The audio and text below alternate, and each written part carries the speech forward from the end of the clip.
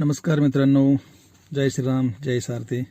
मित्रांनो, आज असंच कॅम्पात गेलतो फिरत म्हटलं चला आज थोडा टाइमपास करावा म्हणून कॅम्पात गेलतो. इकडं तिकडं बघितलं. अचानक मला असं आठवलं की कॅम्पातला मोठा वडापाव खायचा, म्हणजे फेमस वडापाव आपला कॅम्पातला. पण ठरवलं जायचं कॅम्पात वडापाव खायचा.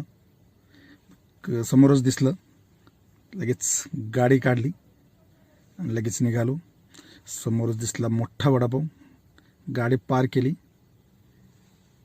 गेलो वडापाववाल्यापाशी. गर्दी भरपूर होती, लाईन होती कुपनसाठी, टोकन घेण्यासाठी.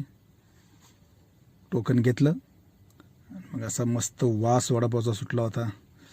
तो वडापावाला असा वडे तेलामध्ये सोडून असा मस्तपैकी तळत होता. एक नंबर बघा कसा भारी सोडतो आणि वासाचा सगळीकडे खमा सुटला होता. गेलो वडापाववाल्याकडे, टोकन दिलं, म्हणलं भाऊ वडापाव दे एकदम भारीमध्ये. भाऊने वडापाव दिला, सगळ्यात मोठा वडापाव, त्याच्यावर मिरची आणि ते कुरकुरे कांदा. खूप मजा आली. मस्त असा वडापाव घेतला. म्हणलं आता टेस्ट बघायची वडापावची. एक नंबर टेस्ट होती. गरम गरम वडापाव होता, कारण कॅम्पातला मोठा वडापाव होता ना, त्यामुळे भारी टेस्ट, भारी आहे. गर्दी पण खूप होती आणि टेस्ट अशी काय बोलायचंच नाही. मिरची त्याच्याबरोबर, अरे रे रे रे रे, एक नंबर. आणि त्याच्याबरोबर कुरकुरीत ते बेसनाचं तळलेलं ते एक नंबर. अरे अरे अरे, वडापावची टेस्ट लाजवाब होती.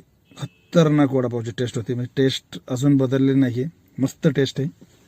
फक्त मिरच्या तळलेल्या पाहिजे होत्या, मिरच्या शिजवलेल्या होत्या. परत इच्छा झाली वडापाव घ्यायची, पण गर्दी एवढी होती की नको म्हणलं. अख्खा एवढा मोठा वडापाव परत संपायचा नाही आहे, नको म्हणलं. पूर्ण संपस तोपर्यंत वडापाव खाला असा मस्तमध्ये. शेवटचा घास होता राहिला होता, तोही संपवला. मित्रांनो, अवश्य एकदा भेट द्या कॅम्पातल्या मोठ्या वडापावला.